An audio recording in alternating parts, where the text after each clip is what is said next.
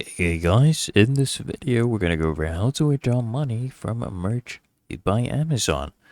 Now let me explain something to you. So to withdraw money from merch by Amazon, you'll actually first need to set up a direct deposit to your bank account through the Amazon payments dashboard. I'll show you everything, the step-by-step guide, but let me explain this part first. So your merch royalties are actually paid monthly through the Merch by Amazon portal, and you can also transfer funds to an Amazon.com gift certificate as well.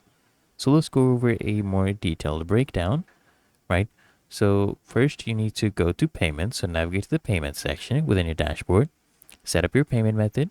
You need to provide your bank account information to set up a direct deposit.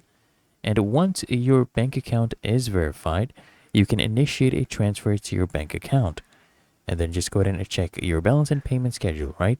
Usually it's monthly, and if you want, you can also choose to transfer funds to an Amazon.com a gift certificate as well. But otherwise, it is really that easy and simple. So if you found this helpful, make sure you smash that like button, as well as subscribing to frequently asked questions.